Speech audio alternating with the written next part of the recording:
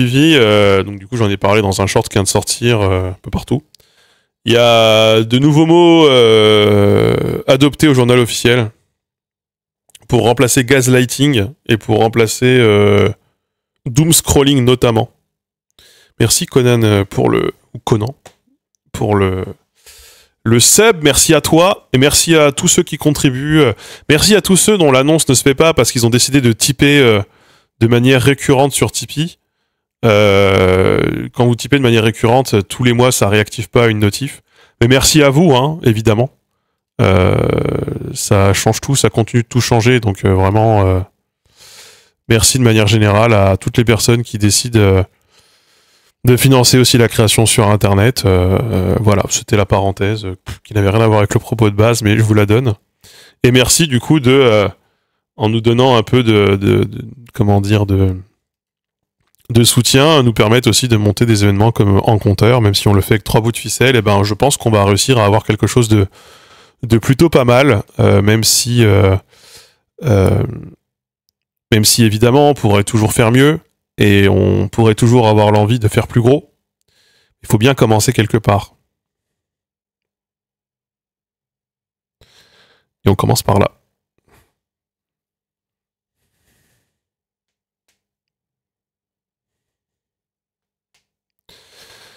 Donc ouais, des mots qui ne seront pas adoptés, hein. Enfin, qui ne seront pas adoptés par les gens. On va pas se mentir. TikTok, c'est fou le nombre de pas vues que je fais. Maintenant, je fais 1000 vues sur TikTok, quoi. Avant, les premiers TikTok que je sortais, je faisais... Je vais pas vous mentir, je vais vous donner des chiffres directement. Les premiers TikTok que je sortais... Ils ont fait 270 000. 189 000, 146 000, etc. Maintenant, les TikTok que je sors, ils font 1000 vues.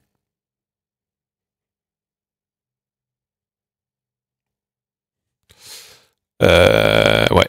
Après TikTok, il y a un bouton magique. Hein, TikTok, vous pouvez appuyer dessus et la chaîne se retrouve mise en avant de ouf. Et oui, ça bouge énormément. Après Instagram aussi. Instagram, j'ai des réels qui font 4000, j'ai des réels qui montent à 50. Donc, globalement, ça reste très faible. Hein. Je stagne. Il paraît d'ailleurs... Je sais que la caméra freeze. Il paraît d'ailleurs... que Instagram, au bout d'un moment, quand tu postes, ça monte, et puis tu tapes un plafond de verre, et c'est pour t'inciter à poster plus.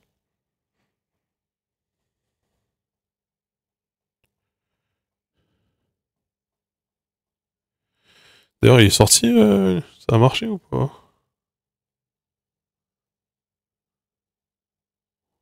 Oui, c'est bon.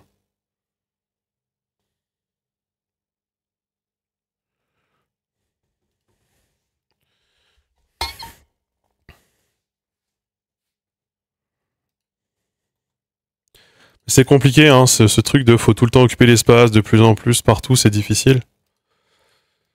Je trouve que maintenant, le vrai luxe, ça va être de pouvoir continuer son activité et pouvoir continuer à être connu dans un monde où qui marche quand même beaucoup sur l'image, sans avoir le besoin constant d'être là et occuper l'espace. Et en fait, j'ai fait le lien dans ma tête avec quelque chose, c'est que moi au départ, j'étais en mode oui, bah YouTube c'est quand même moins aliénant que Twitch, parce que sur YouTube, bah, tu sors une vidéo tous les mois ou tous les 2 mois.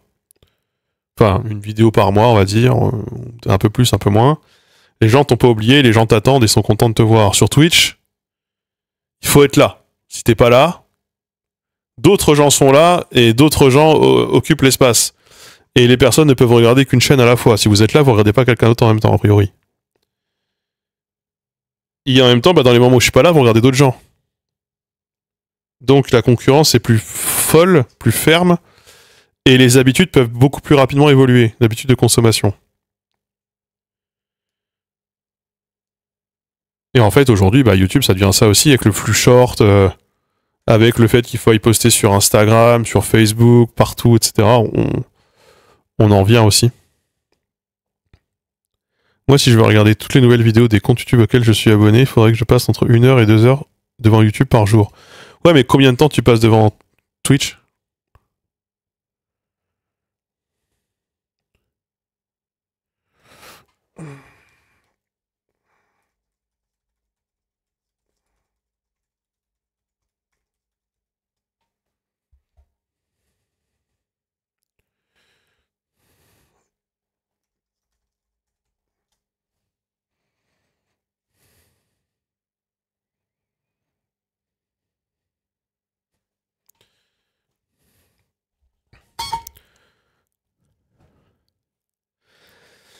Mais après, moi, 1 heure devant YouTube, je le faisais tranquille quand j'étais à la fac. Il y avait même, on faisait même la vidéothèque d'Alexandrie, faisait même les zappings de toutes les vidéos des gens de la vidéothèque d'Alexandrie. Et c'est via ces zappings que j'ai découvert beaucoup de vulgarisateurs.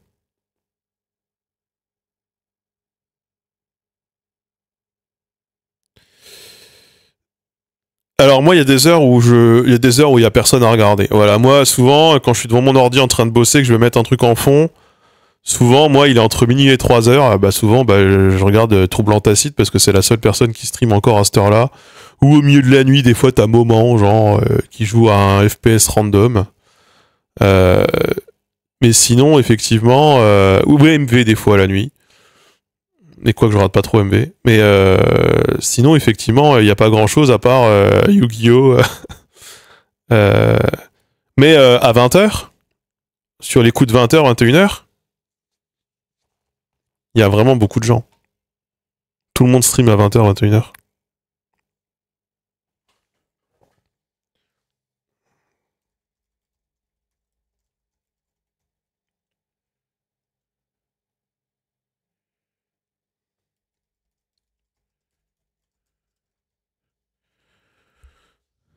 C'est pas un FPS random, c'est Tarkov, ça dépend.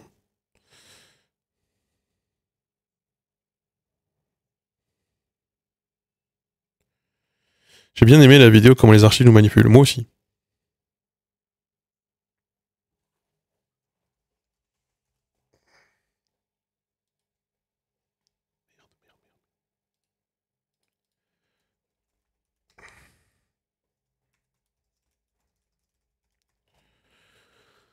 Des shorts, un mot, un proverbe par jour expliqué aux étrangers. Bon, en vrai, moi, je pense qu'il y a un filon à faire. En fait, ce qu'il faut, c'est de l'engagement. Il y a un filon à faire sur Instagram, c'est ça.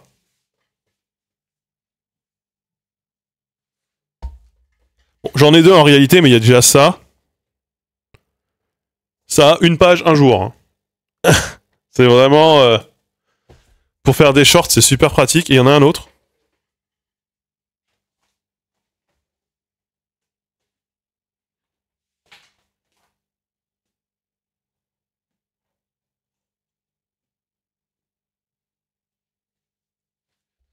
Va vraiment falloir une bibliothèque, je sais pas où sont les livres. Bon, il y a citation de langue française, et il y en a un autre sur les noms de famille. Origine des noms de famille. Et en fait, si je commence à faire une vidéo avec 3 noms de famille et je dis mettez-moi en commentaire votre nom de famille, en vrai, il y a moyen que ça marche. De ouf. Mais là, il y a des trucs marrants, il y a des trucs cool là-dedans.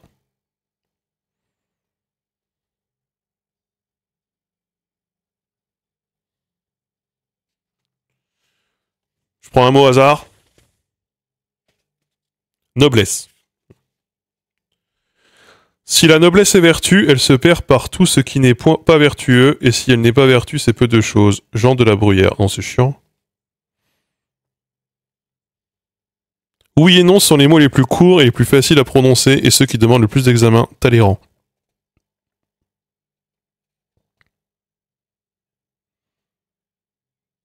Notable. L'autorité, le ménage et l'opinion publique le protègent. Gustave Flaubert dans Madame Bovary. Pas mal. Et voilà. Il y a des trucs là-dedans, c'est sûr. Hein. Je pourrais exploiter ce genre de filon. Les mots sont apatrides depuis hier. Ah bah, hâte que tu le lises. Combien de temps avant d'être copié en mode Wish? Après, pour avoir ce genre de bouquin, faut aller à Emmaüs. Moi, je vais souvent acheter des livres à Emmaüs parce que souvent, pour 5 balles, tu repars avec 5 livres. Mais et puis des livres que tu trouves plus, quoi. Donc moi, j'aime bien. Mais et je trouve souvent des trucs genre, bah c'est ça, le dictionnaire des noms de famille, dictionnaire des citations de la langue française, dictionnaire des pires règles de la langue française, etc. Enfin, des vieux trucs, quoi. Il y a quoi à Chaussettes? Je sais pas s'il y a Chaussettes.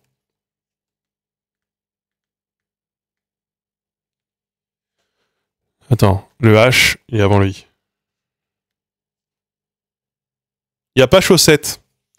Le mot le plus proche, c'est chat. Elle jouait avec sa chatte et c'était merveille de voir la main blanche et la blanche patte s'ébattre dans l'ombre du soir. Paul Verlaine. Un petit show, Paul Verlaine.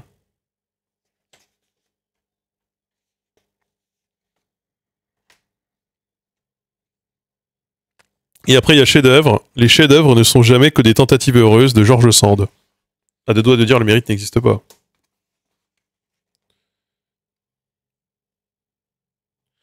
Je peux aller à baiser. Boire à sa bouche de rose son souffle en un baiser.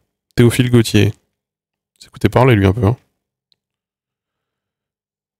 Baise-moi corps, rebaise-moi et baise. Donne-m'en un de tes plus savoureux, donne-m'en un de tes plus amoureux, je t'en rendrai 4 plus chauds que braise. Louise Labbé.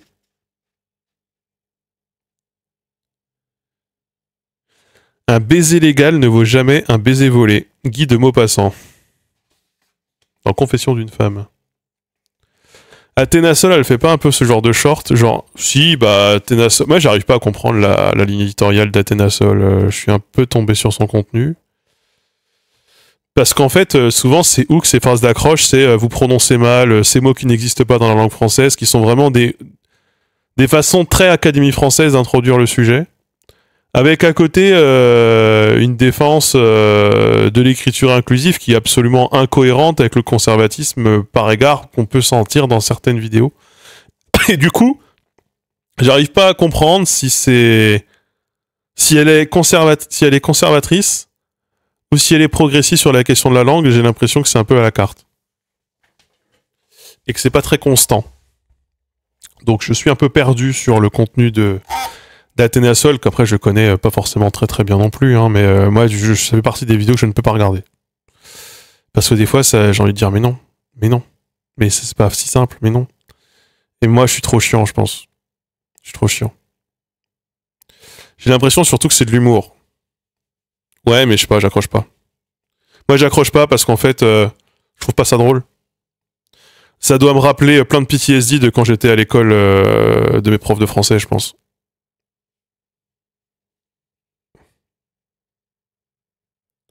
Elle dit que c'est un rôle qu'elle joue, le mode académie. Bah ouais, bah voilà, moi j'ai jamais perçu comme un rôle, je l'ai vraiment perçu comme putain un énième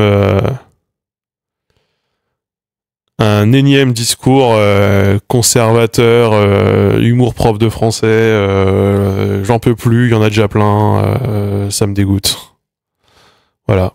Après, je la connais pas, ça se trouve, ça est très gentil. Ça se trouve, c'est pas du tout sa ligne, mais c'est ce que ça m'a inspiré quand je suis tombé dessus. Et la réaction, l'illettré que j'étais étant adolescent, a eu une réaction très épidermique. Voilà. J'ai jamais regardé sa vidéo YouTube. Jamais. Je ne tombe que sur des shorts. Après, c'est surtout un compte Instagram, non elle a genre beaucoup d'abonnés sur Instagram. Je savais même pas qu'il y avait une chaîne YouTube. On va vous dire. Mais je trouve pas quand je tape sur YouTube. Je ne trouve pas sa chaîne quand je tape sur YouTube. Parce que j'ai mal écrit.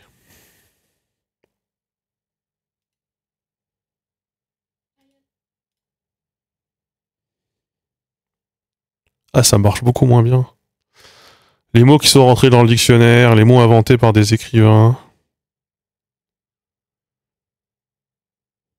La vie sur Nakamura pourrait être intéressante. Hein. C'est ça qu'il faudrait que je regarde. Après, elle fait pas tant de vidéos. Ces phobies ont des noms improbables. Ouais, c'est pas trop... Ces tics de langage sont insupportables. Ça, c'est le genre de vidéo qu'il faudrait que je regarde. Mais en fait, quand je vois ce genre de titre, je peux pas... Enfin... Ça me rend fou. Donc je peux pas... Ça me... L'éthique de langage, par exemple, c'est un des trucs qui m'insupporte le plus. Ça se trouve, elle a le même propos que moi, tu vois, c'est bien possible. Ça se trouve, le titre est juste m'induit dans la mauvaise direction et la mauvaise représentation de ce qu'est le contenu. Donc, il faudrait que j'aille regarder pour aller voir. Mais j'avoue que, très très honnêtement, c'est vrai que c'est un effort que je fais pas avec beaucoup de gens. Celle sur l'éthique de langage, c'est l'inverse de la tienne, elle va t'énerver. Bah, du coup, c'est qu'elle a un discours prescriptiviste.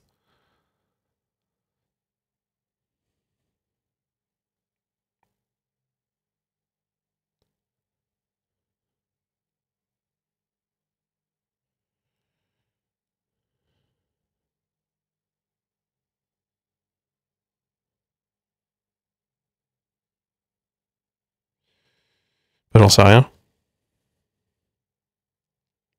La vidéo sur l'éthique de langage, c'est quand même pas dur de savoir c'est quoi le consensus scientifique derrière ça. C'est très la réaction épidermique de base. Bah du coup, c'est que c'est pas très... Je suis désolé de le dire, je ne la connais pas encore une fois. C'est que c'est pas très rigoureux.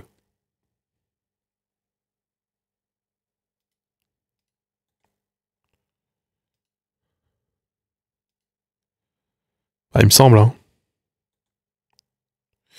Mais je l'ai pas regardé, et du coup je la regarderai pas, mais ça fait partie de genre de trucs où ouais du coup je comprends pas, c'est quoi la ligne. Et ça va être sa ligne, c'est peut-être juste quelqu'un qui est pas très bien formé en linguistique. Mais qui a quand même un master en lettres modernes, non Je crois elle est enseignante. Enseignante, chercheuse en littérature médiévale, autrice. Bah un peu quand même.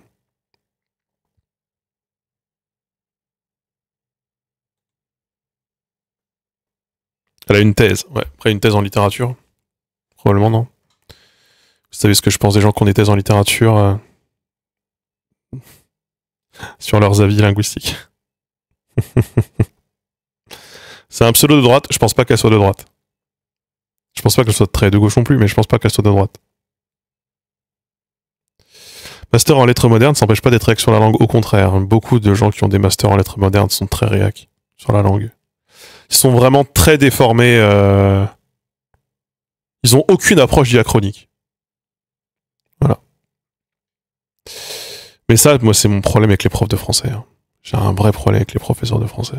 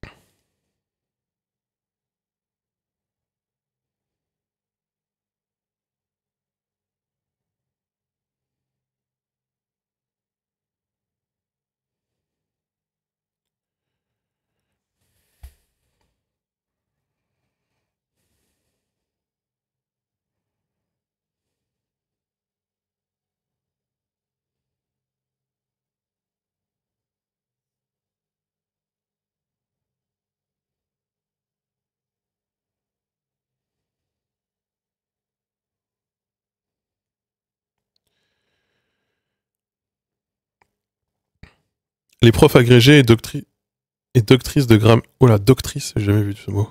Doctrice de grammaire que j'ai eu à la fac étaient progressistes sur la féminisation des noms, par exemple. Bah en fait, moi, il y a vraiment... moi, j'en ai déjà parlé 15 ans, j'ai un rapport très compliqué, j'ai eu un rapport très très compliqué historiquement avec les professeurs de français. Pour moi, ils étaient vraiment... ils étaient ce qui incarnait le plus la domination. L'arbitraire. Et la fumisterie aussi, un peu quelque part. Et donc, moi, j'étais vraiment... de toute façon, je l'ai déjà raconté dans plein d'anecdotes, j'ai eu vraiment beaucoup de problèmes. Forcément, comme je savais pas très bien écrire, ça a été très dur, quoi. Ma scolarité, les cours de français c'était une torture absolue, hein. C'était avec le sport ma matière la plus détestée, celle où je ne comprenais absolument rien, j'avais l'impression d'être dans le flou tout le temps. Si je posais une question, c'est que j'allais montrer que j'étais vraiment trop con, donc il fallait mieux que je me taise. Et je l'ai déjà raconté plusieurs fois. Moi, à 2 reprises, écriture d'invention, ma rédaction s'est retrouvée lue devant la classe pour m'humilier en fait, et montrer à quel point j'étais vraiment mauvais et j'étais pas digne de la langue que j'étais censé parler, quoi. Ça, avec beaucoup de mépris de classe par-dessus, et d'ailleurs un peu aussi de mépris et de glottophobie, parce que j'ai grandi dans une région où on parlait pas tous français standard.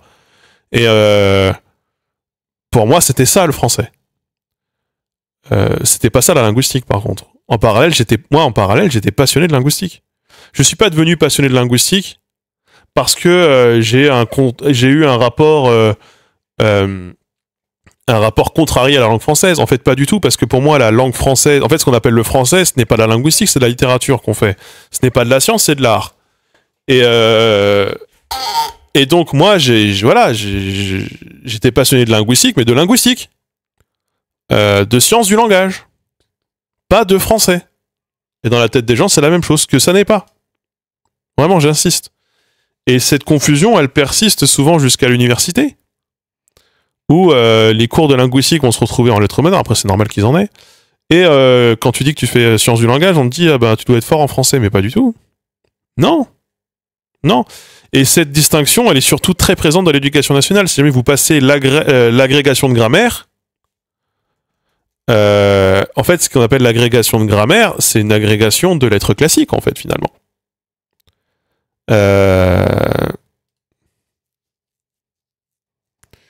Enfin, c'est censé ne pas être la même chose que la grecque de lettres classiques, mais je crois que dans la lettre de grammaire, dans la grecque de grammaire, il y a aussi de la littérature, et notamment de la littérature ancienne, notamment de l'Antiquité. Je crois qu'il y a latin et grec.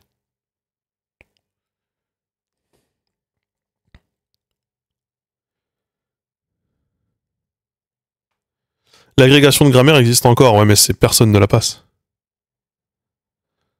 Il me semble que ça existe encore, hein. Je vais vérifier. Si. L'agrégation de grammaire est constituée de 6 auteurs français, donc Moyen-Âge, 16e, 17e, 18e, 19e, 20e, 4 autres auteurs latins, 4 autres auteurs grecs.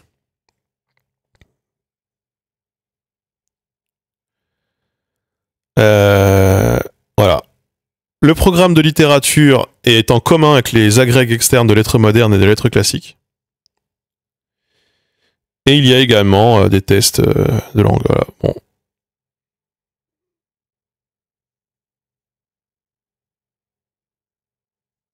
Mais donc, voilà, moi j'ai un problème avec les professeurs de français. Les professeurs de français, ils sont formés à transmettre une norme et à ne jamais la questionner. Et d'ailleurs, quand ils se la questionnent, ils commencent à se poser des questions qui sont pas très agréables. De comment est-ce qu'il faut que j'enseigne le français à mes élèves, sachant que la norme française n'est pas cohérente. Bah, y a 2 teams, hein. Il y a ceux qui se posent pas la question. Il y a 3 teams. Il y a ceux qui se posent pas la question, il y a ceux qui sont confrontés à ce dilemme en permanence, et il y a ceux qui ont décidé que les gamins étaient trop cons. Et que c'est leur faute. Voilà.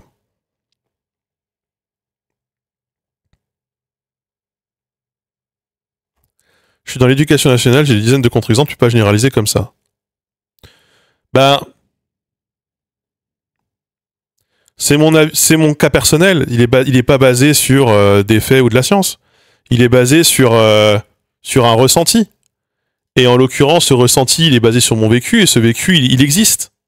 Et je dis pas qu'il n'y a pas de mauvais profs. Il n'y a pas de bons profs. Il y en a des bons profs. J'en connais des bons profs. Vous vous rendez bien compte, évidemment. Je suis même invité régulièrement dans les établissements scolaires ou dans les universités. Pour autant, moi, j'ai un vrai problème avec l'école. Voilà, moi, j'ai un problème avec l'école depuis toujours. L'école a été une source de souffrance à cause de ses professeurs. Notamment. Quand même. Et je suis désolé, c'est le cas, quoi. Et je peux pas... Enfin, en fait, je pense qu'aussi, beaucoup de profs ne peuvent pas le comprendre parce que souvent, beaucoup de profs sont à l'origine eux-mêmes plutôt des bons élèves, ou en tout cas pas des mauvais élèves. Et ils ne comprennent... Je pense qu'ils sont structurellement... Ils sont... pour des raisons structurées, ils ne peuvent pas comprendre ce que c'est qu'être un mauvais élève. Ou d'être considéré comme tel. C'est compliqué. Dire que le système est vecteur de souffrance, c'est une réalité aussi. Oui.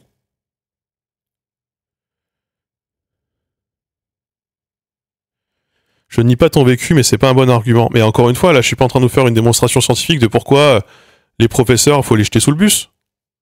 Ce qui est sûr, par contre, c'est que sur les questions de langue française, les professeurs, et c'est dans leur formation, que ce soit les études de linguistique, les études de lettres modernes, qui sont quand même la filière par laquelle sont avant tout recrutés les professeurs de français.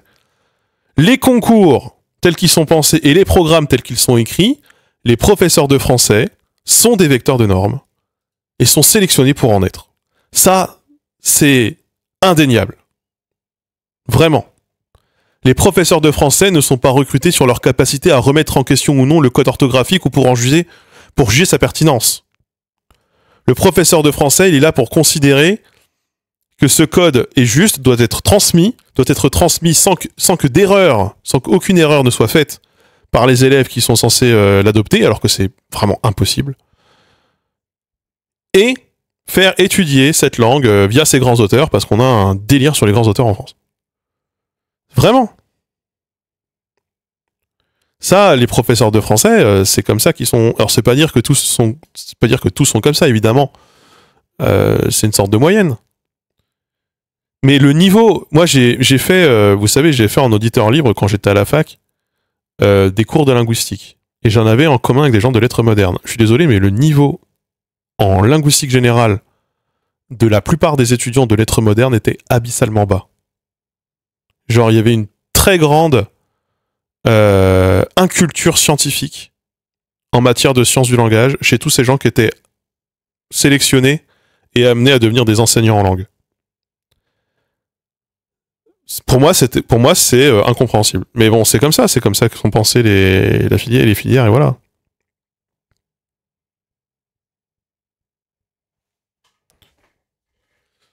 Ouais, enfin vraiment, vous êtes en mode ouais, note le professeur, mais putain, mais oui, d'accord, note le professeur, mais bon. En lettres modernes, ils ont tellement pas le temps de faire de la linguistique. Mais vous vous rendez compte à quel point c'est problématique quand même.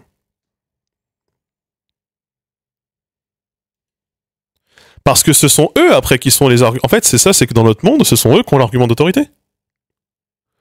Ce sont eux qui sont les référents. C'est eux qu'on va retrouver. Après, c'est eux qui font argument d'autorité dans les colonnes du Figaro. Moi, ça me fait toujours très rire, mais bon, voilà.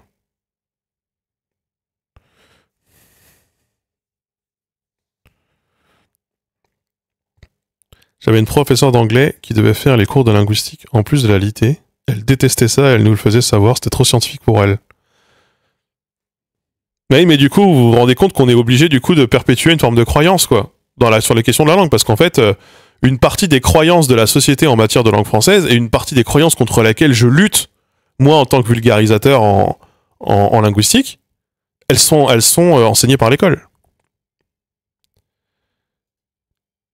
Et c'est trop chiant. C'est vraiment trop chiant.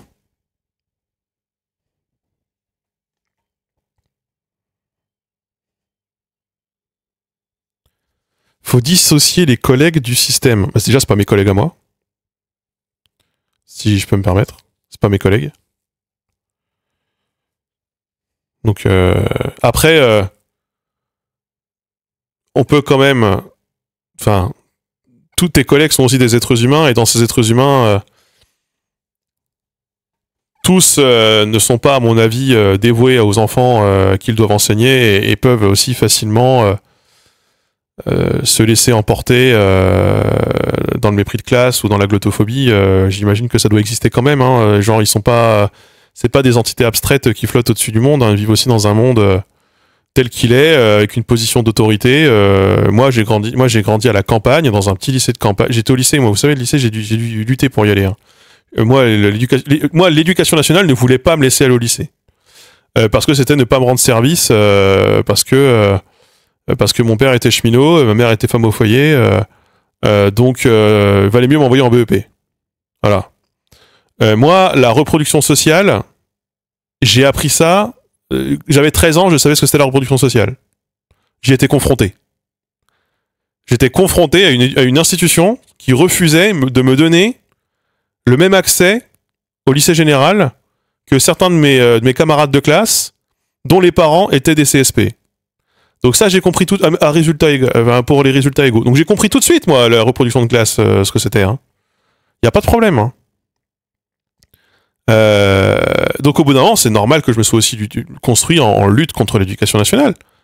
Notamment quand une partie des professeurs qui étaient censés m'enseigner des choses, en fait, préféraient m'humilier, quoi. Et c'est un problème. En fait, ton discours, je suis désolé de te le dire, ça va peut-être te faire péter du rythme, mais ton discours, c'est comme si tu disais, le problème, c'est la police en tant que structure, c'est pas les individus.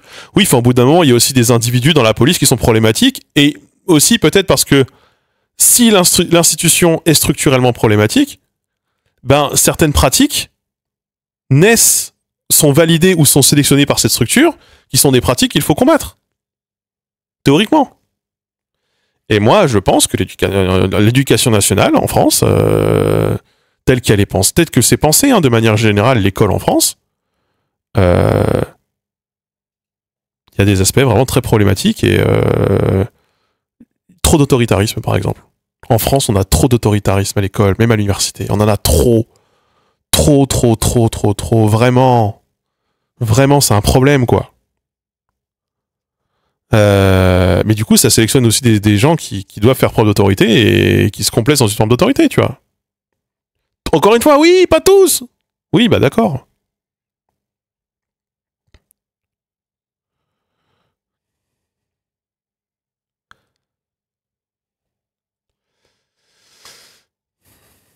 Moi, j'ai eu des très bons professeurs aussi, hein. Moi, par exemple, j'avais un professeur de physique, quand j'étais en STI, il était incroyable.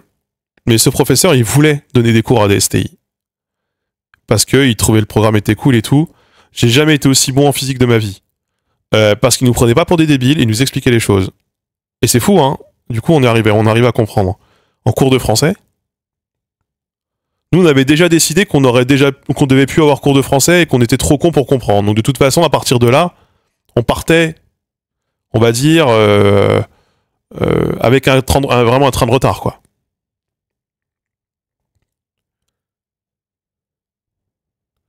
C'est vraiment terrible. Et sur la question de la linguistique, je suis désolé, mais en fait, je vais peut-être vous dire un truc qui va vous choquer. Je pense que j'avais un meilleur niveau en linguistique quand j'avais 16 ans que ma professeure de français. J'avais pas fait grand-chose, j'avais pas encore fait d'études de linguistique, mais j'avais juste lu quand même le très dense dictionnaire des sciences du langage. J'avais, je pense, plus de recul et plus de critiques fondées sur la pertinence du code orthographique du français. Moi, c'est comme ça que j'ai réussi à apprendre à écrire le français. C'est en étudiant l'histoire de la langue française, en étudiant la linguistique et en étudiant ses incohérences. Et ben à partir du moment où j'ai compris que c'était des incohérences et que c'était arbitraire, c'était beaucoup plus facile pour moi. Parce qu'essayer de trouver du sens dans des choses qu'on n'a pas, c'est pas rendre service. Hein. Évidemment, quand les choses n'ont pas de sens, faut dire qu'elles n'ont pas de sens. Et bah ça m'a pas empêché de finir avec 4 de moyenne, 4 de moyenne en français. En seconde, j'ai fini avec 4 de moyenne en français. Vous vous rendez compte, 4 de moyenne, c'est pas beaucoup. Hein. J'ai dû commencer à 6, j'ai fini à 4. Vraiment, le dictionnaire des sciences du langage. Elle m'a dit que de toute façon, j'avais aucun avenir, que j'allais finir balayeur. Elle m'appelait Frédéric en cours parce que c'était le personnage, le mec raté là dans l'éducation sentimentale de Flaubert. On en était là. On en était là. Moi, j'avais de toute façon compris en cours. Valait mieux que je ne fasse rien plutôt que je fournisse quelconque effort parce que si jamais je me faisais engueuler parce que je ne foutais rien, je me faisais engueuler et humilier si je faisais quelque chose. Autant rien faire. Non, autant rien faire. Et moi, c'est ça mon rapport avec les professeurs de français. C'était le même rapport avec ma professeure en troisième. C'était un rapport qui était pas très éloigné. Après, ma professeure en sixième et en cinquième, c'était différent. Mais elle faisait vraiment de la linguistique au collège. Elle nous avait appris l'alphabet phonétique international. C'était un peu différent. Et donc, c'est voilà, moi j'ai un problème moi avec les professeurs de français. J'ai un problème avec eux. Ils m'insupportent souvent. Et pas tous. En fait, de toute façon, c'est très polarisé. Soit les professeurs de français, on s'entend très bien et même beaucoup. Soit ils me détestent et on se prend la tête de ouf. C'est jamais un rapport neutre. Ça, c'est évident. Voilà. C'est drôle parce que moi j'étais nul à chier en anglais, du coup je m'entendais vachement bien avec la prof parce que j'étais pas un vrai élève. Putain, j'ai l'impression de déjà vu de ouf. J'étais pas très bon en anglais non plus. J'étais pas très bon en anglais. Mais parce que la méthode d'enseignement n'était pas du tout compatible avec...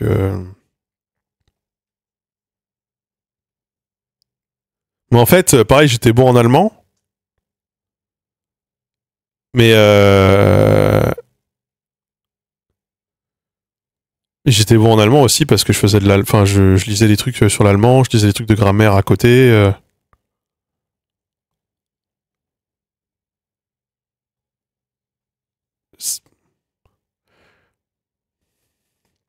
Un jour, je lisais un manga en cours, la prof m'a dit d'arrêter parce que j'avais des capacités et un pote qui faisait pareil, elle a dit, tu vas voir, tu vas rien faire de ta vie, tu peux continuer. Bah ouais, bah voilà. Bah moi, c'est mon rapport avec les professeurs de français. Puis après, du coup, quand j'étais en linguistique, quand j'ai fait la linguistique, j'avais des cours avec des gens qui avaient mon âge et qui voulaient devenir professeurs de français. Et ces gens-là, c'était des bons élèves avec lesquels j'étais à l'école. Enfin, ça ressemblait vraiment, c'était vraiment les élèves parfaits avec qui j'étais à l'école. Dès l'instant que tu introduisais trois notions scientifiques et trois notions historiques sur l'histoire de la langue française, et notamment ce qui est une histoire politique, j'étais en mode oh là là, non, oh là là, non, non, non, moi je préfère regarder les métaphores. J'étais en mode on va jamais s'en sortir. Voilà. Et en fait, une grosse partie de la réactance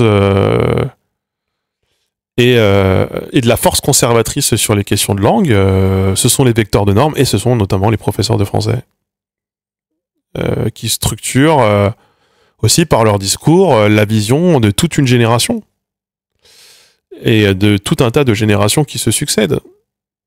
Parmi ces professeurs-là, en revanche, il y a, en fait je vous dis ça, mais il y a aussi ceux qui sont les plus progressistes et ceux qui ont le plus envie de faire changer le code. Je sais, on en a dans les linguistes atterrés, on en a plein des professeurs qui ont adhéré aux linguistes atterrés.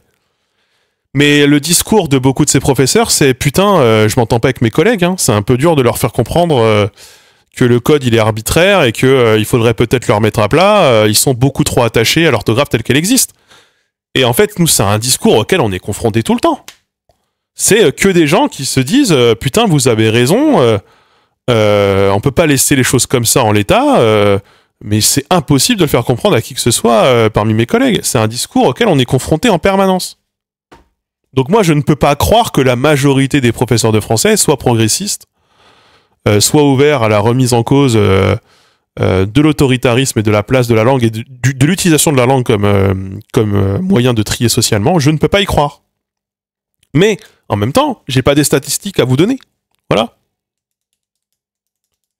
L'école républicaine ne m'a rien appris à part le déni. J'ai heureusement commencé à travailler à 13 ans. J'ai eu de vrais profs en arrivant au CFA. Ben moi, les professeurs que j'avais en STI, c'est des gens qui venaient du privé aussi, qui venaient de l'industrie. C'était des gens qui étaient passionnés. En fait, il y avait aussi une notion d'égal à égal.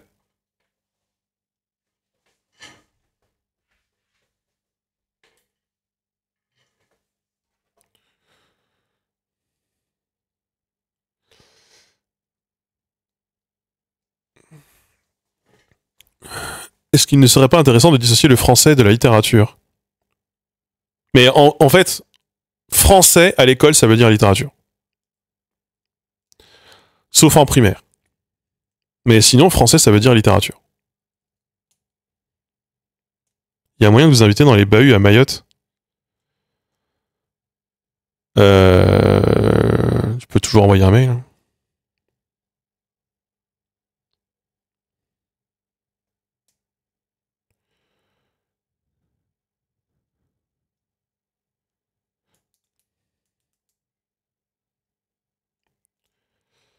Si on adhère au linguiste atterré, ça ouvre à quoi concrètement? Ça ouvre à rien du tout. Ça ouvre à juste vous soutenez l'initiative et voilà. Hein. Enfin, c'est. Après, on fait des ateliers, on se déplace, on fait des événements, on fait des colloques, on fait plein de choses. Hein. On essaye de faire bouger les choses. Hein.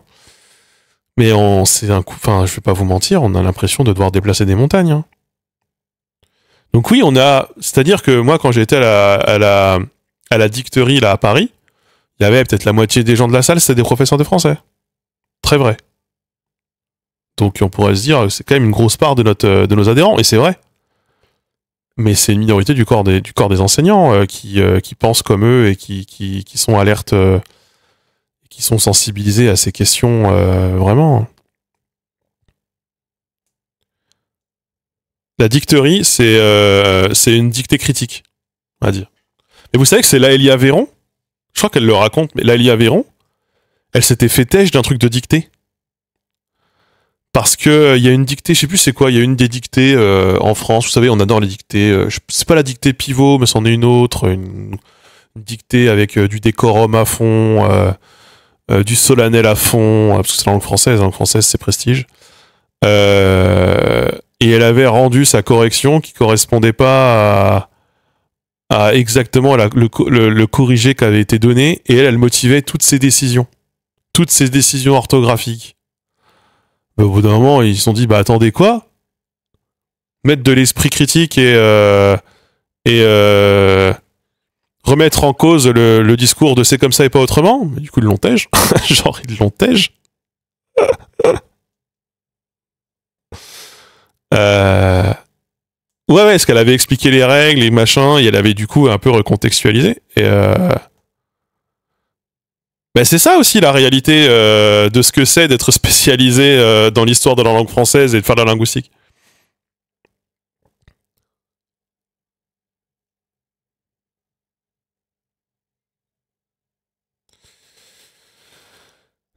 Pour revenir sur le débat, Athéna Sol, je la connais pas du tout.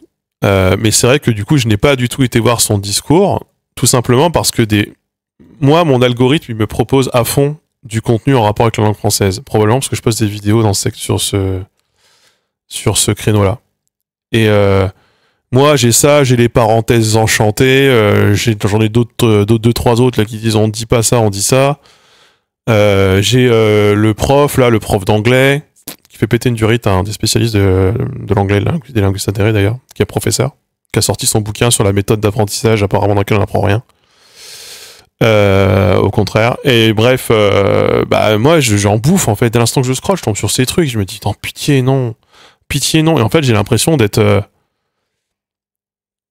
pas d'être tout seul, parce qu'il y en a d'autres qui le font, mais de perdre le rapport de force. L'original ou l'enflure, j'en sais rien. C'est quoi cette phrase? Regarde sur celle sur Ai Nakamura, elle est bien. Oui, mais d'accord, mais si celle sur Ai Nakamura, elle est bien, et celle sur l'éthique de langage, c'est au secours. Du coup, c'est quoi la matrice de fond? C'est quoi le socle sur laquelle qui motive la ligne? C'est quoi? Du coup, c'est une réaction épidermique, c'est une réaction émotive. C'est pas du fond, c'est pas des faits, enfin c'est pas des trucs enfin c'est ça la question que je me pose. Mais après on en parle là parce que je la connais pas encore cette créatrice, ça se trouve elle est très gentille, ça se trouve on s'entendra très bien, c'est pas du tout la question. Et on n'est pas là pour faire son procès, mais du tout, au contraire. Mais c'est juste que moi je vais pas perdre mon temps à aller regarder tous les trucs qui sont dans mon secteur, où dès l'instant que je vois les titres je suis en mode oh, pour essayer de faire l'exégèse de la production et comprendre c'est quoi la ligne profonde. Vous savez, il y a beaucoup de gens aussi qui font des vidéos, c'est pas très pertinent parce que c'est pas très basé en fait sur quoi que ce soit de tangible, si ce n'est un savoir un peu enfoui et un avis un peu diffus. C'est le cas de beaucoup de vidéos et de beaucoup de créateurs de contenu dans beaucoup de secteurs. J'en parlais l'autre coup là pour le jardinage avec le gars là que je suis là à l'extérieur sur Instagram, où il y a 2-3 conseils de jardinage, c'est ok, les deux autres c'est anti-science, et ça il faut mettre des tuyaux, des tiges en cuivre dans le sol ou faire des antennes avec pour pouvoir chasser le mildiou. Bon, bah là par exemple, c'est du chamanisme. Voilà. Il y a ça quoi.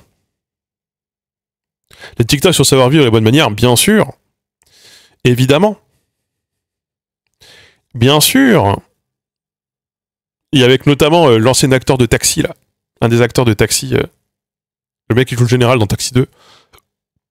Qui fait des vidéos là-dessus. Lui, Jean-Christophe quelque chose, je sais plus comment il s'appelle.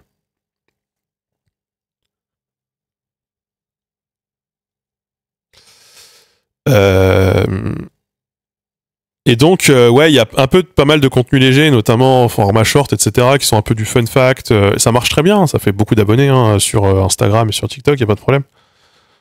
Il y a des gens qui ont l'air un peu plus rigoureux, même si un peu plus, des fois, en termes de ligne, moi, je me pose des questions.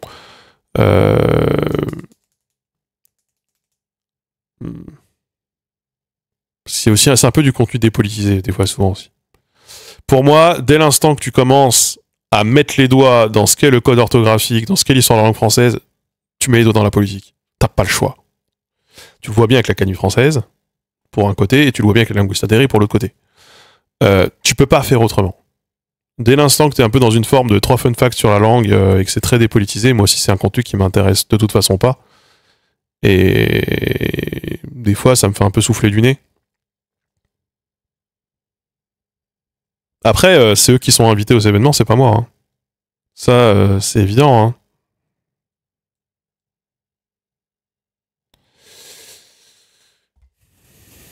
Après, c'est eux qui marchent. C'est pas moi qui marche aussi. Moi, sur Instagram, ça marche pas ce que je fais.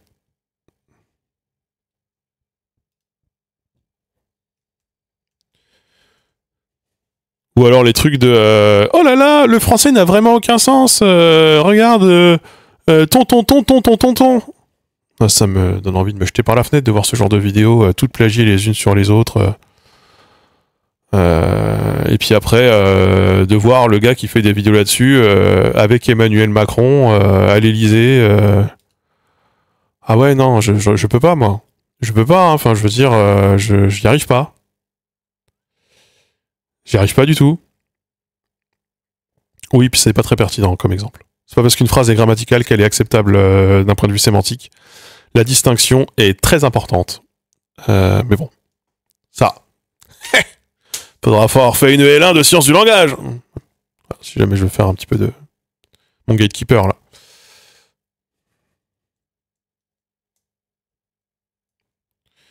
Et voilà, je cible notamment un gars, ça se trouve il est gentil, je m'entendrais bien avec lui, hein, Loïc Soberville là.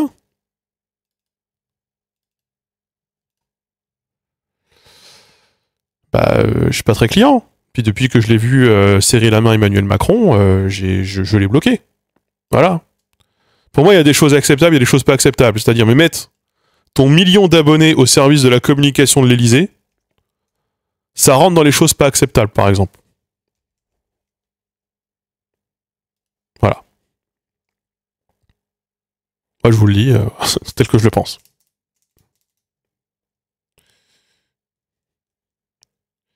Il y a aussi un rapport à la connaissance plus générale que favorise notre système médiatique. Je garde toujours en tête le passage historien de Laurent Deutsch sur tous les plateaux. Mais ouais, mais oui. Bah oui. Bah oui, bah oui. Un jour, j'ai osé dire à des profs de français que les académiciens n'étaient pas bien placés pour prendre un dico car pas linguistes. Ils m'ont dit « Et toi ?» Grosse mentalité. Grosse mentalité, ouais, bah oui.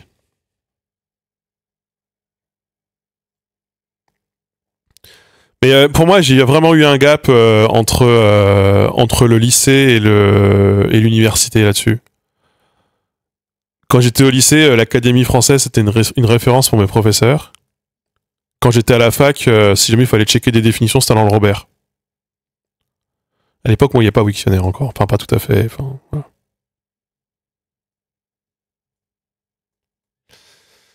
Et il y a un gap quand même.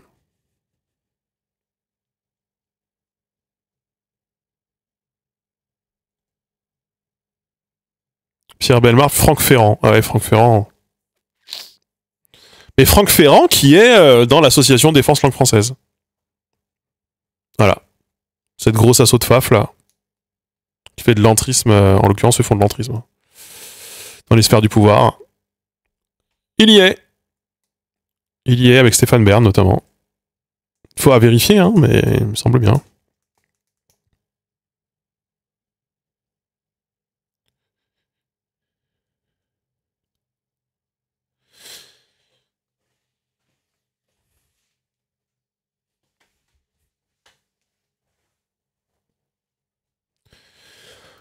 Donc bon, ouais, non, moi j'ai pas un rapport neutre et pacifié avec les vecteurs de normes, mais pareil, c'est la même chose avec les journalistes. J'ai rien contre les journalistes.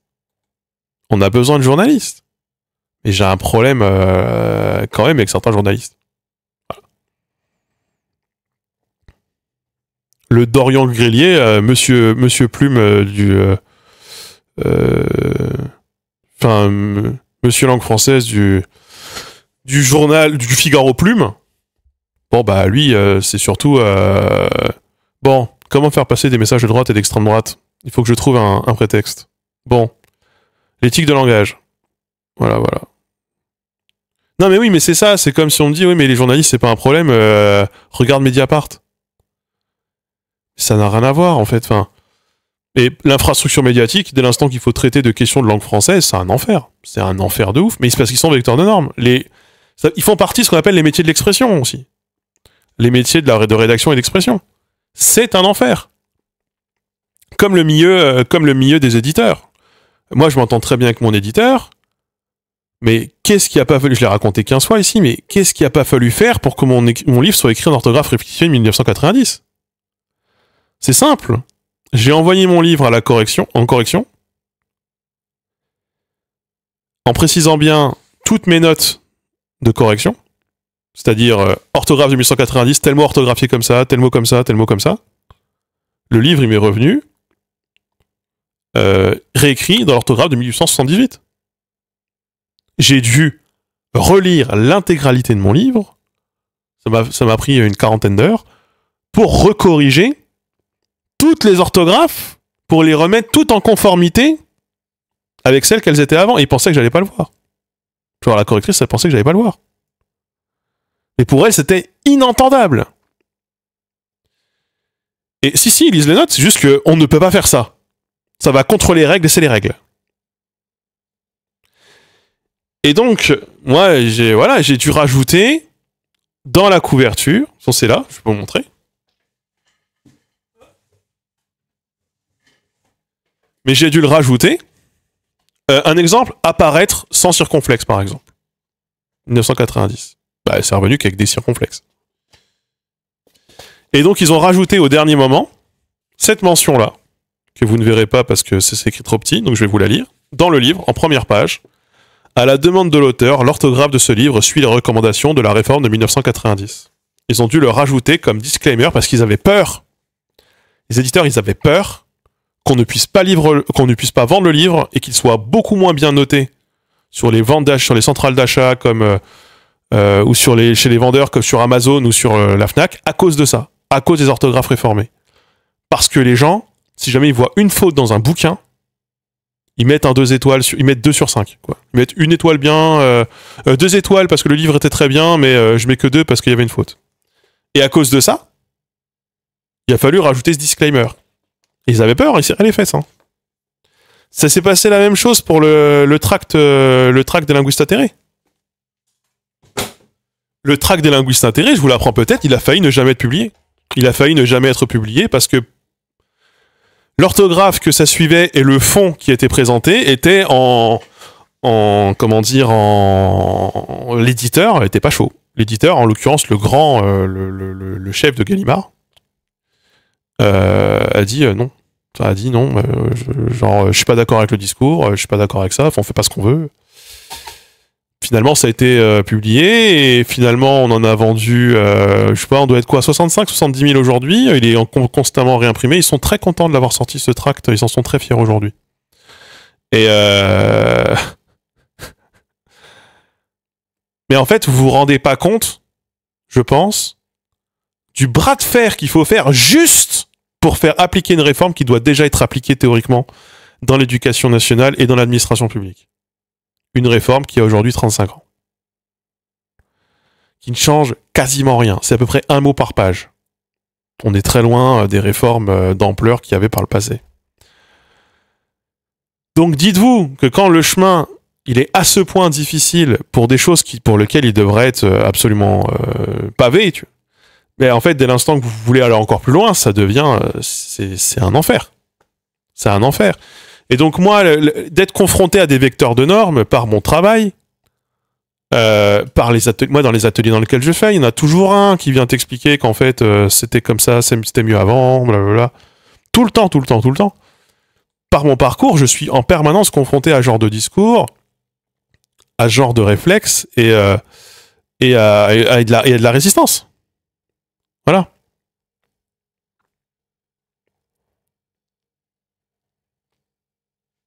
Et il y a une grande amnésie parce qu'une partie des réformes historiquement vient de l'éducation nationale, enfin vient des fonctionnaires de l'éducation nationale, vient des professeurs de français, ou vient des instituteurs. Beaucoup des instituteurs d'ailleurs, plus que les professeurs de français, si je peux me permettre. Ça a été le cas au début du siècle dernier. Il y a à peu près un siècle, il y a une grande réforme d'ampleur qui a été à l'initiative des instituteurs, je sais plus si c'était du syndicat ou l'association des instituteurs, etc. Mais c'est des gens qui étaient en minorité dans leur milieu et qui n'ont pas réussi à faire imposer les réformes pour lesquelles ils militaient, quoi.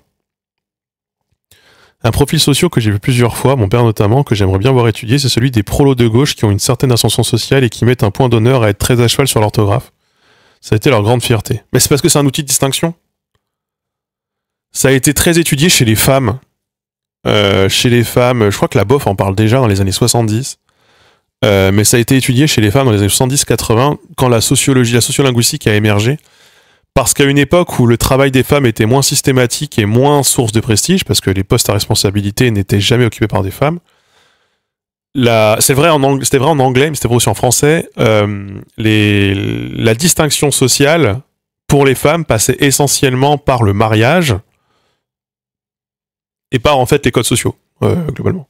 Et aussi parce qu'elles étaient associées à la transmission du savoir, à l'éducation, et donc du coup, il fallait une femme qui sache bien écrire pour qu'elle apprenne aux enfants à bien écrire. Et donc les femmes, par exemple, étaient plus résistantes au changement linguistique et plus à cheval sur l'orthographe, plus conservatrices en matière de langue que les hommes. En tout cas, c'était vrai il y a 50 ans.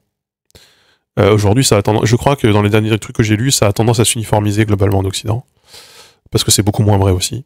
Mais bon.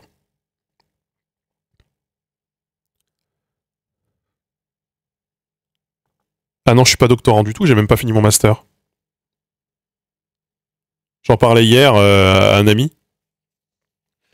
Moi, j'étais promis à une très grande carrière à l'université. Je peux le dire, hein, je pense, en vrai, sans être présomptueux. J'ai fait mon premier colloque en tant qu'intervenant, en présentant donc du coup des recherches, en présentant mes recherches. J'étais en licence. J'étais en licence et sur les conseils d'un professeur de l'université de Bourgogne qui s'appelle Samir Bayrich, qui a beaucoup aimé l'un des mémoires que je lui ai rendu pour une matière pour laquelle j'étais auditeur libre. Non, même pas, j'étais pas auditeur libre pour cette matière-là. Je lui ai rendu un mémoire de 60 pages pour un truc où il en demandait 9. Très bien écrit, très bien étayé, etc. Il était très content. Il m'a dit, il y a un colloque sur la polysémie et le figement à Grenade, machin. Allez, soumettez une publication. J'ai soumis une publication, j'ai été pris. Je suis allé à Grenade, j'ai présenté mon truc. J'étais le plus jeune. J'avais 20 ans. Les plus jeunes, normalement, étaient au moins en master recherche. Donc du coup, voilà. Ça m'a dégoûté de l'université. Ça m'a dégoûté de l'université, de ouf. C'est le gars qui a eu des problèmes, lui, non? Non. Non, il n'a pas eu de problème, lui.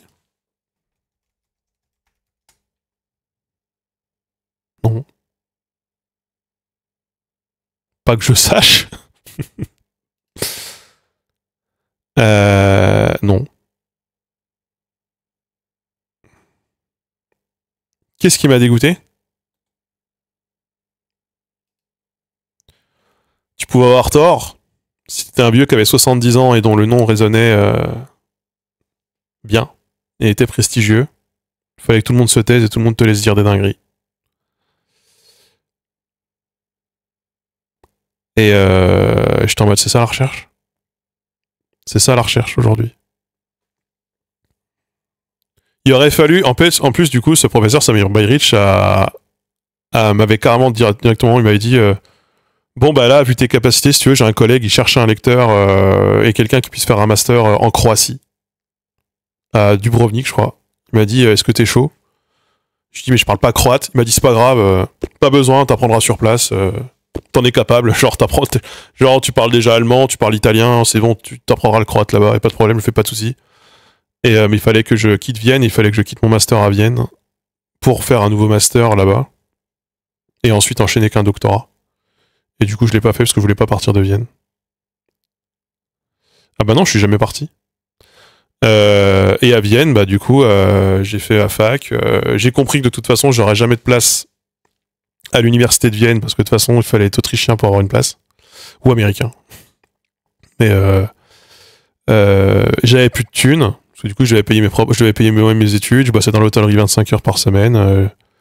J'ai commencé à faire des vidéos sur YouTube, j'ai commencé à faire des thunes, je me suis dit, bon bah allez, so long, je finis pas le master, je rentre en France. Et je fais de la vulgarisation. Et au moins, la vulgarisation, personne n'en fait. Des gens qui font de la recherche en linguistique, il y en a plein. Enfin, il y en a plein. Il n'y en a pas beaucoup, en vrai, mais les vulgarisateurs, il y en a encore moins. Et du coup, j'ai fait de la vulga, j'ai arrêté l'université. J'avais tout fait, hein, j'avais validé tous les cours, il me restait le mémoire à faire. J'ai pas fait le mémoire. Je l'ai pas rendu. Je l'ai même pas commencé à l'écrire. Donc, voilà. Donc, t'estimes un peu dans le syndrome de l'imposteur. J'estime ne pas être... En fait, à l'université, j'estimais ne pas être à ma place. Je me sentais pas à ma place. Mais je me sentais pas à ma place parce que les gens qui étaient autour de moi... Oui, j'avais le thème, je devais comparer tous les écrits d'Antoine Meillet avec la littérature actuelle en matière de sociolinguistique pour comparer toutes ces takes, en gros, de sociolinguistique d'Antoine Meillet, lesquelles étaient valables, lesquelles ne l'étaient pas. Et sur quoi il a été clairvoyant, sur quoi il ne l'a pas été, etc., etc. Non, non, de toute façon, c'est trop tard, je finirai pas. Et du coup, bref, j'étais, je pense, promis un bon avenir à l'université. Mais après, en fait, quand je vois ce que c'est l'université, en fait, c'était ça. Et puis après, il fallait, en gros, fallait faire le mémoire avec tel professeur plutôt que tel professeur, parce que ça ouvrait telle porte et telle porte. Mais en même temps, ça voulait dire fallait des fois en fait, je sais pas, je suis peut-être un peu trop psychorigide pour la fac, j'en sais rien. Je trouvais les gens trop rigués, trop politiques, et ben après, c'est comme ça, quand t'es jeune, tu te rends compte, t'es un peu naïf des fois. Il y avait trop de dingueries. Des gens qui disaient des trucs faux, mais on les laissait dire parce que bah ils avaient une position.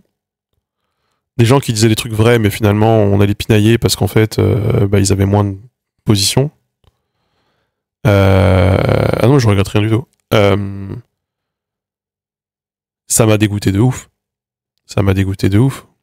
Après, moi j'ai une pote qui me tanne en permanence pour que je fasse un mémoire et un doctorat en sémiologie des médias, parce que je m'intéresse beaucoup à la sémiologie des médias, notamment de l'audiovisuel, j'en fais des vidéos. La dernière vidéo que j'ai faite, c'est avec un laboratoire de sémiologie des médias. Et c'est un domaine sur lequel je lis beaucoup et sur lequel je me renseigne beaucoup, donc je pourrais tout à fait faire ça. Mais je sais pas, j'en ai pas besoin. La personne là en question, en plus elle dirige un laboratoire et tout, elle me dit mais putain, si en plus t'apportes trop d'idées, c'est trop intéressant ce que tu dis, trop de nouveaux points de vue, trop intéressant et tout. Mais bon, je suis en mode oui, bon bah.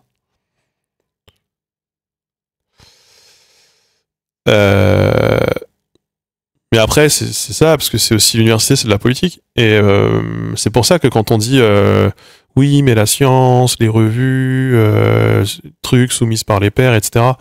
Mais c'est intéressant, d'accord. Ça fait partie des garde-fous, ça fait partie des contre-pouvoirs, mais ça ne suffit pas. Ça ne suffit pas parce qu'aujourd'hui, l'argent, le capitalisme, en fait, a détruit la recherche scientifique. Voilà, moi je vous le dis comme je le pense. Ça veut pas dire qu'on ne fait plus de la recherche qualitative, ça veut dire qu'on n'a plus d'avancée scientifique. Ça veut pas dire qu'on n'a plus d'avancée scientifique, bien sûr qu'on en a encore. Mais le capitalisme a tout sali. Et je pense que c'est ce que je n'arrivais pas à me dire avant. Enfin, en tout cas, je le pensais, mais je le pensais pas forcément. Moi, je pensais que l'université était un peu relativement épargnée, même si moi, je suis arrivé pendant les moments où les universités ont commencé à être... il y a eu la loi sur l'autonomie des universités, elles devaient gérer leur propre financement. Il y avait des questions de tractation. Genre, moi, quand j'étais à la fac, moi, j'ai fait FLE, ou FLE, enfin, vous le dites comme vous voulez, en 3e année. Troisième année, j'avais le choix entre une option où j'avais 72 heures de cours et une option où j'avais 96 heures. J'ai pris l'option 96 heures parce que je voulais faire du FLE. Pour avoir une ouverture sur... déjà, les 72 heures, c'était la littérature allemande. Moi, j'aimais bien la grammaire et la linguistique en allemand, mais la littérature, pas trop. Et 96 heures, j'avais des cours de grammaire, il y avait des cours de morphosyntaxe et tout. C'était incroyable. On s'est fait engueuler par nos profs d'allemand, parce que moi du coup j'étais en majeur à LLCE allemand. Et pour la seconde année, quand on en parlait avec les gens qui étaient en seconde année, on s'est rendu compte qu'ils pouvaient pas le faire, ils avaient l'obligation de prendre l'option non FLE. J'étais en mode, mais comment ça se fait? Et en fait, bref, quand on a détricoté le truc, il s'est avéré que l'option FLE dépendait du département de lettres. Je sais plus si c'était lettres quelque chose. Alors que eux, le département de leurs options et de ma majeure, c'était langue et communication. Et il y avait un risque de perte d'étudiants à l'échelle du département qui aurait pu, à terme, remettre en cause l'existence même de certaines filières dispensées par ce même département. Et donc, il leur fallait, en gros, dans le mercato des étudiants entre la 2e et la 3e année, et puis la 3e année et le master, sécuriser leurs effectifs en nombre d'étudiants pour sécuriser leur financement. Notamment dans un contexte où l'LCE allemand, ça venait d'être supprimé à Besançon, ça venait d'être fusionné avec Dijon, etc. Et du coup, j'étais en mode, d'accord, donc vous voulez nous niquer notre avenir professionnel et universitaire pour des considérations budgétaires internes à votre petit truc de boutiquier, quoi. Bah, je suis désolé pour vous, je suis vraiment très triste, vous avez peur pour vos postes, c'est normal. Mais putain, c'est parce qu'on était dans un contexte où il fallait rendre les filières sexy, il fallait que les étudiants signent, quoi. Et donc, c'était de la merde de ouf. Donc ouais, j'étais peut-être promis un grand avenir. Forcément, j'avais commencé à faire la linguistique à 14 ans, et il n'y a pas beaucoup de gens qui sont dans ce cas-là. J'avais une façon de voir les choses et j'avais des intérêts qui n'étaient pas tout à fait les mêmes que les autres étudiants de linguistique. J'avais un très bon niveau avant même de commencer à étudier. Donc forcément, pour beaucoup de profs, pour au moins 2 profs, c'était en mode j'étais la licorne, quoi. Il fallait m'avoir direct, quoi. Et on me disait en gros, ce que m'avait dit Samir Bayrich, qui doit être d'autant plus vrai aujourd'hui, à l'époque où j'étais en licence, il m'a dit il faut commencer maintenant à avoir des actes de colloque. Ce sera plus facile pour vous d'avoir un bon master et puis ensuite d'avoir un bon doctorat, un doctorat financé et ensuite de faire votre HDR. J'étais en mode d'accord, donc là je pars pour Bac plus 12, juste pour pouvoir avoir peut-être un poste à l'université. T'es en mode bon. Et ben, c'était en quelle époque? Je sais plus. C'était 2014-2017, je pense, un truc comme ça. Et donc, bah non. Genre, bah non, quoi. Pour finir dans un tout petit bureau de merde avec le mépris de toute une partie de tes collègues qui considèrent que tu fais pas des vrais trucs. Dans un contexte où le monde politique est de droite, etc., je suis en mode bon. Donc, et je pense que j'ai bien fait de quitter ce monde auquel je n'ai jamais vraiment appartenu. Mais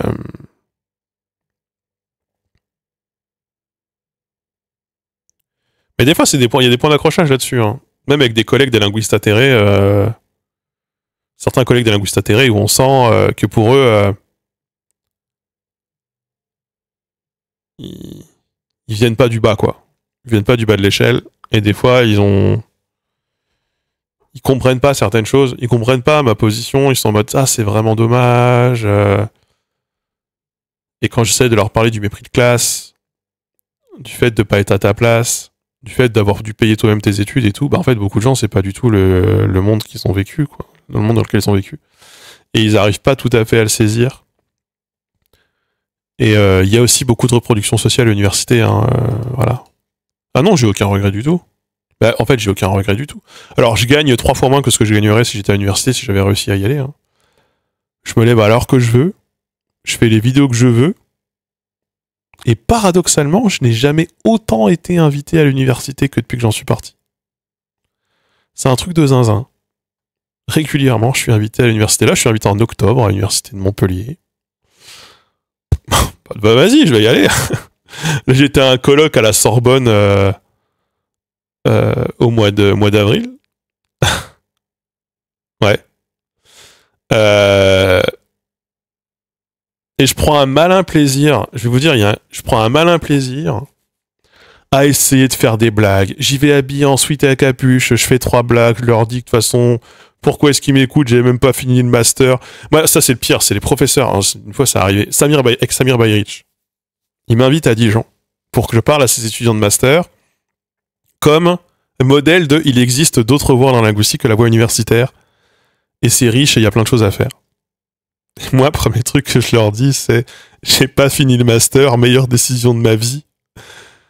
Pour faire un métier que je suis le seul à faire, ne le faites pas, il n'y a plus de place. Vous allez jamais réussir, sauf si vous êtes déjà riche et que vous avez du pognon acheté par les fenêtres. C'était pas le discours. Bon, en vrai, il est en mode oui, d'accord, mais parlez quand même de. Et en fait, mon parcours, par définition, il est unique. Il dépend d'une époque qui n'existe plus. Et il ne serait plus possible. Alors, il y a d'autres moyens, je pense aussi. Il y a d'autres voies aujourd'hui, des voies que je ne connais pas et que je ne peux pas conseiller. Mais moi, si j'en suis là, c'est un concours de circonstances. Et c'est aussi parce que je suis un peu têtu.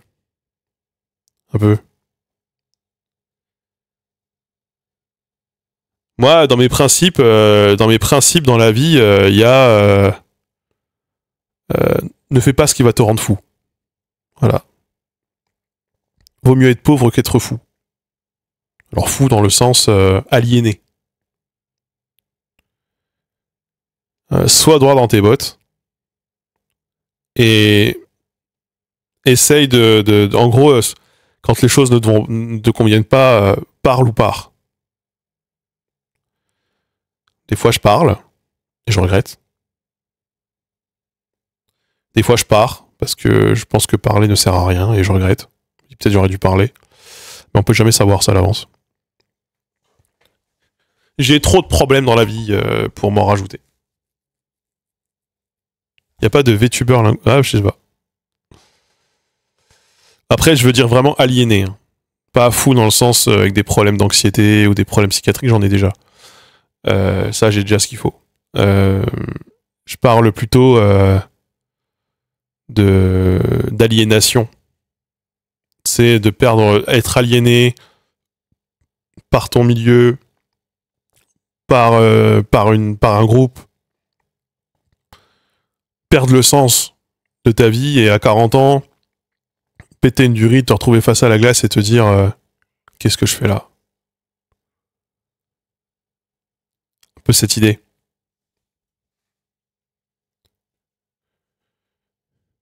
Mais il y avait quelqu'un plus tard qui disait qui disait que maintenant les professeurs d'université pour beaucoup ça devient des petits, ils réfléchissent comme des petits patrons et je suis un peu d'accord avec ça.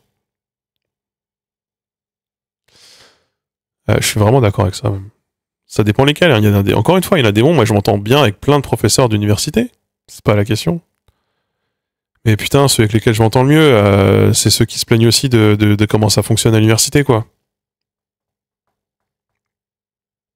Ceux qui trouvent pas ça très juste, ceux qui se font exploiter, ceux qui donnent beaucoup plus d'heures qu'ils ne s'en font payer, ceux qui bossent sur des trucs de niche qu'ils doivent défendre chaque année parce que chaque année on remet en cause leur poste, leur recherche parce que c'est pas assez rentable, il n'y a pas assez d'applications concrètes. Ce genre de truc, quoi.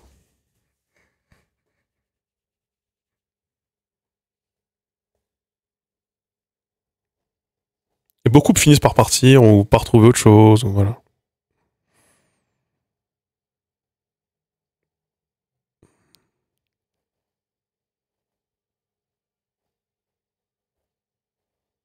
Je me suis toujours bien entendu avec les chercheurs en étant à l'extérieur, puis je suis devenu doctorant. Ouais. Les plus ambitieux en général et ceux qui réussissent. Mais aussi un modèle capitaliste. Moi j'ai un pote, là on parlait de prof, j'ai un pote qui est devenu prof en lycée agricole. Il a tenu 4 mois, je dirais 4 mois, 6 mois peut-être. Il m'a dit, j'ai vu, là il m'a dit vraiment, j'ai compris que je ne pouvais rien changer. Dans le sens où,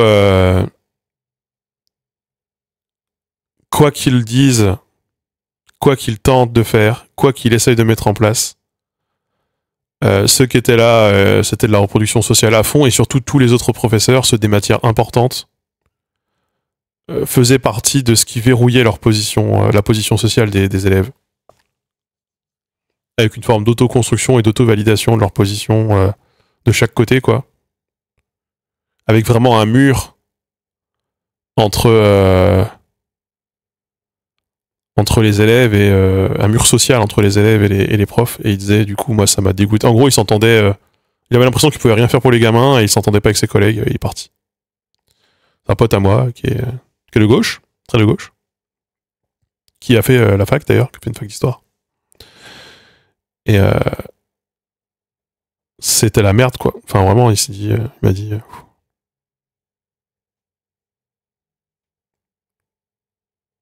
un chercheur m'a sorti CDD, c'est pas être précaire, je trouve.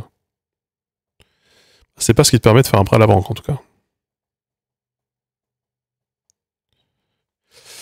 Donc, ouais, enfin voilà, pour revenir sur le sujet des profs, bah moi j'ai un peu un problème avec... En fait, c'est compliqué parce que c'est pas une position que j'envie, hein, prof. Hein. En plus, c'est une position aujourd'hui qui a perdu vachement de prestige. Donc eux, ils sentent le déclassement. Les professeurs ont aujourd'hui un meilleur niveau d'études pour une position sociale moins enviable par rapport à il y a 20 ans. Ne serait-ce qu'il y a 20 ans, avec la masterisation qui est arrivée avec Sarkozy et les suppressions d'emplois ou les non-remplacements et la dégradation des conditions de travail qui s'est vraiment accélérée avec la droite.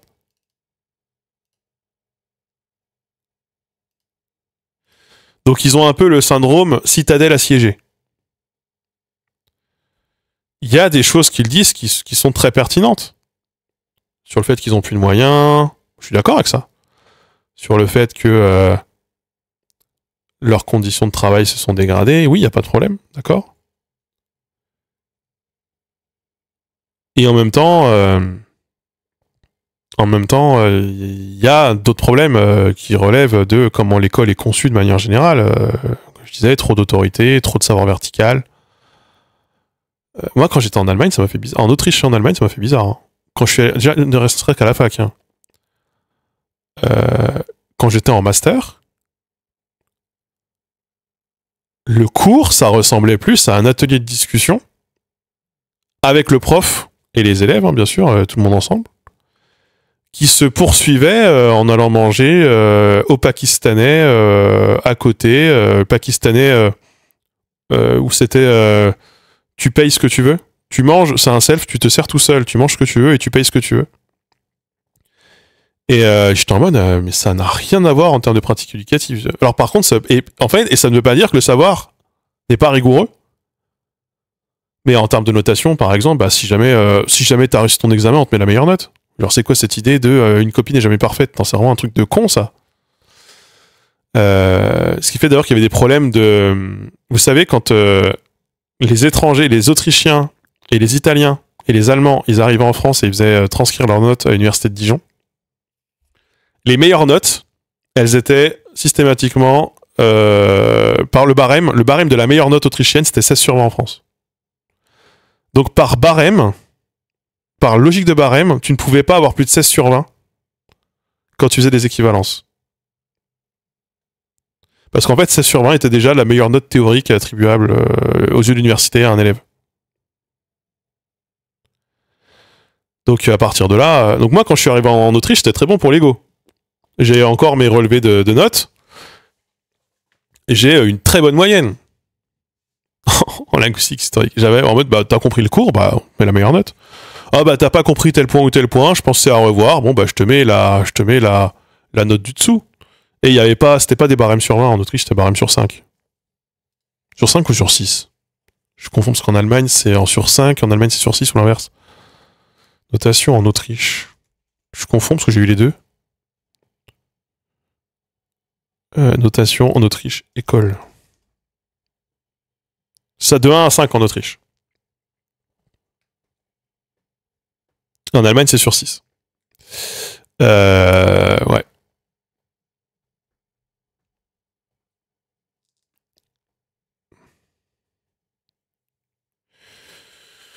Donc c'était des logiques qui étaient complètement différentes et un savoir moins autoritaire, moins vertical, plus de discussion, plus d'autonomie aussi. Et ça, par contre, on le voyait, nous les étudiants français, quand ils arrivent en Autriche, On en a eu deux qui venaient de l'ENS en master de linguistique historique où j'étais. Ils étaient du père de ouf parce qu'en fait, on leur donnait pas des choses précises à faire. On leur disait faites-moi un exposé sur le verbe celte en indo-européen. Enfin, le verbe celte, oui. Enfin, en indo-européen, faites-moi un exposé sur le verbe celte. Moi, j'ai fait le verbe celte. Horrible. Et t'es en mode, mais du coup, sur quoi il y a une problématique et tout. Et en fait, non. Parle-moi du verbe dans les langues celtes pour le cours du verbe indo-européen. Oui, mais combien de temps comment je fais mon plan? Mais il n'y a pas de plan. Parle-moi du verbe. C'est vraiment... ça les perdait de ouf.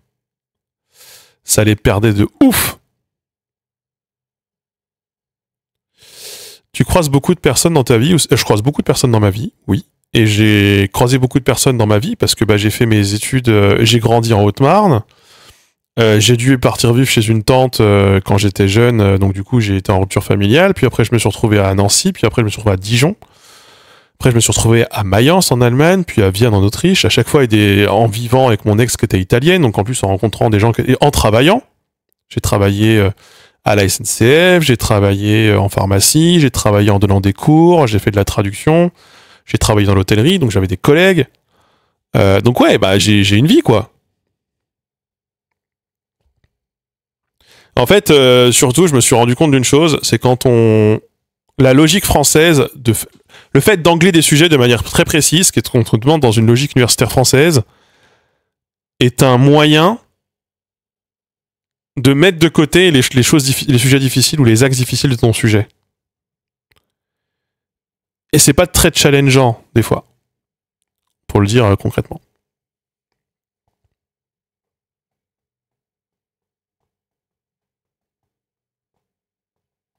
Donc le gars, il y en avait un des gars, un Américain qui venait de l'ENS, qui avait étudié en France, parlait français et tout, qui était retrouvé en Autriche. Moi, il me posait tout le temps plein de questions, il était perdu, il me disait, mais là, c'est le prof en grec, je comprends pas. Alors lui, c'était une brute en grec, le gars. Mais il était perdu dans le système universitaire autrichien, parce qu'il est trop libre. Mais libre, c'est au point où tu choisis toi-même tes cours, tu choisis quand tu y vas. C'est-à-dire que quand tu t'inscris en master, c'est encore le cas aujourd'hui, je sais pas. Hein. Moi, quand je me suis inscrit en master en Autriche, j'ai 5 ans pour finir mon master. Moi, mon objectif, c'est de le finir en 2 ans et demi. Parce que je travaillais et que du coup, forcément, je pouvais pas dédier non plus des fois à pleine capacité à un semestre. À partir de là, tu sais quels cours à peu près vont être disponibles à quel semestre. Et à partir de là, c'est toi qui t'inscris individuellement à chaque cours qui t'intéresse par semestre. J'ai été professeur de cours particuliers. Moi, j'ai fait des cours particuliers de français en Autriche. Oui. Mais c'était anecdotique, c'était pour payer mes études. J'ai fait professeur particulier, oui.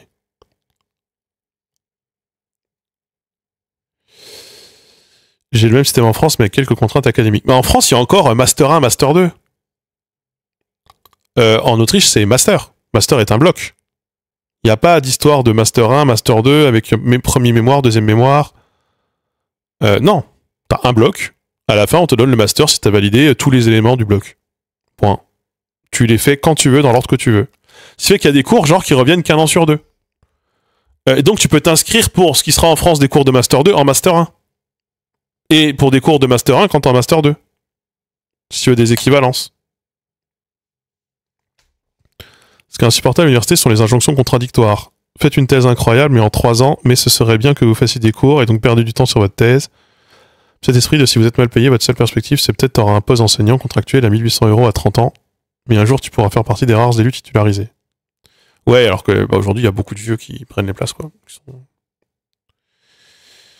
Mais moi, par exemple, exemple typique, le tocarien s'était dispensé qu'une année sur 2 en alternance avec l'avestique, quand j'y étais. Et donc moi, du coup, j'ai fait avestique quand je suis arrivé à la fac. Et puis en fait, le cours d'avestique m'a pas trop plu. Du coup, j'ai lâché avestique et j'ai pris j'ai pas pris tocarien, j'ai pris hittite. J'ai pris hittite, qui revenait 1 an sur 3, un truc comme ça. Et moi, du coup, j'avais besoin d'une langue indo-européenne orientale, avestique, hittite ou Tokarien m'aurait permis de valider. Donc du coup, bah, j'ai validé hittite. L'Avestique, c'est la langue sacrée des Zoroastriens parlée à la base dans le sud-est de l'Iran. Voilà. Qui est une langue importante pour l'histoire des langues indo-aryennes. L'Avestique, c'était trop dur. Il fallait écrire on écrivait à moitié en alphabet latin, à moitié en alphabet grec, tout est mélangé, c'était particulier.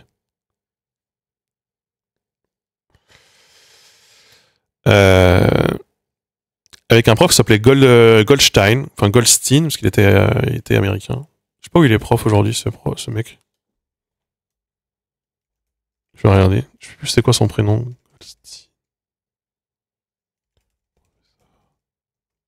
David. C'est David Goldstein? Non, pas du tout. Si, tout à fait. Il est professeur où maintenant, lui?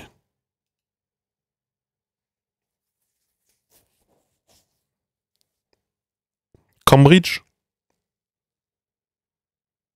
Putain, il a vieilli. Bah oui, il a vieilli. Non, mais attends, l'Université de Californie. Bah, c'était mon prof.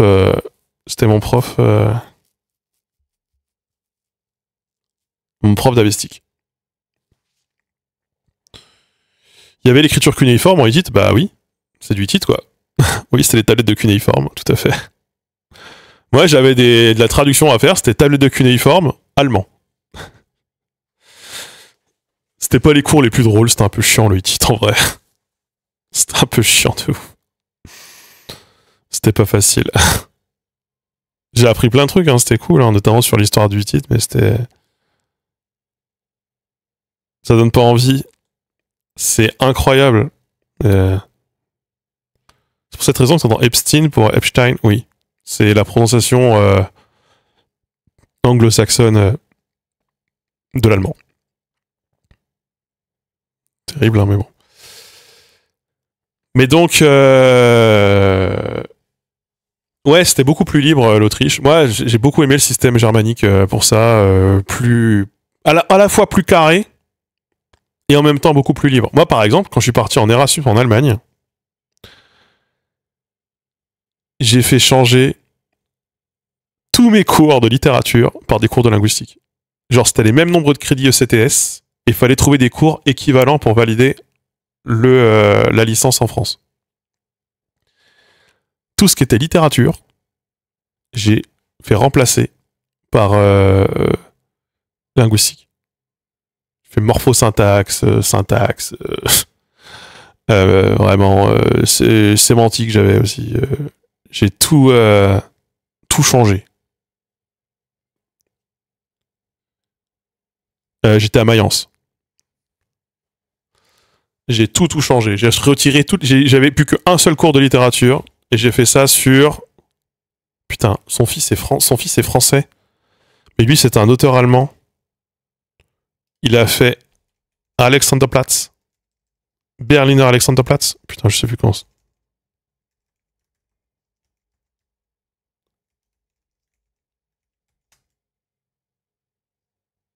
Alexanderplatz, qui est un livre de Berlin Alexanderplatz, Dublin. Et du coup, j'ai fait sur le mémoire, pas mon mémoire, mon travail, mon exposé. C'était beaucoup des exposés en Allemagne, beaucoup des exposés ou des mémoires. C'était pas des cours, c'était pas des examens solennels, c'était beaucoup des exposés.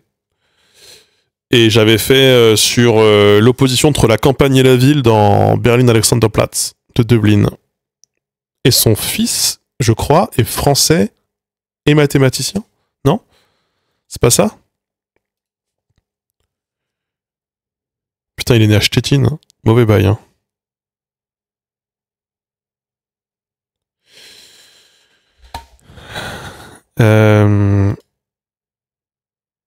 Ah oui, il était aussi en exil et tout. Ah, je m'en souviens plus de sa vie. Enfant, Wolfgang Dublin, tout à fait. Putain, il est mort jeune. Wolfgang Dublin, connu sous le nom de Vincent Dublin aussi. Né à Berlin, mathématicien français d'origine allemande, son fils.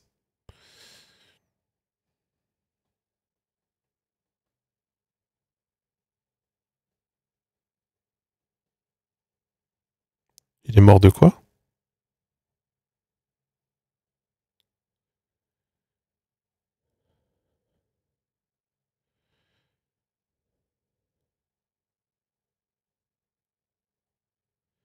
Trois jours après la demande d'armistice par la France à la suite de la dislocation de son régiment, il se suicide.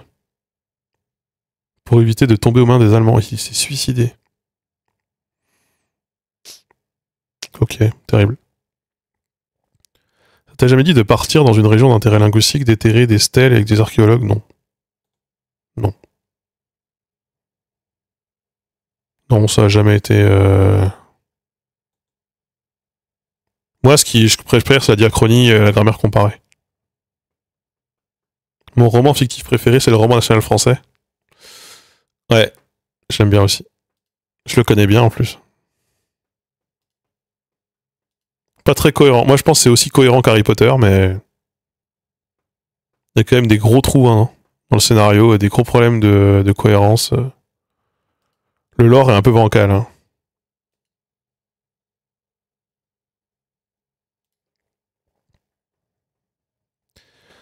Enfin voilà, du coup on aura passé l'essentiel de ce live à balancer sur les professeurs de français. Je suis désolé les professeurs de français qui écoutent ça, voilà, vous allez me trouver insupportable et probablement méchant, mais bon écoutez, là c'est mon vécu qui parle. En tant qu'individu, voilà, je sais pas ce que vous valez, peut-être vous êtes très gentil, mais... On trimballe ses stigmates aussi, hein. C'est le même rapport qu'avec la police, hein, je pense, pour beaucoup de gens, voilà. Il y a des moments où...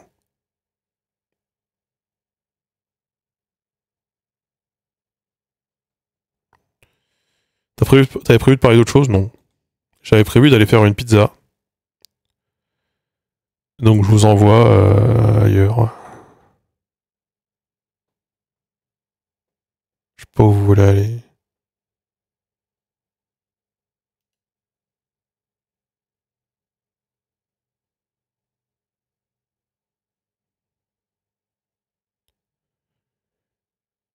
Arrêt sur image. Ouais. Il me raide des fois en plus.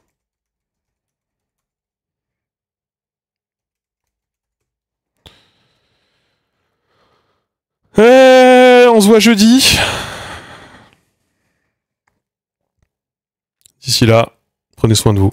Bon courage. Et n'hésitez pas à prendre place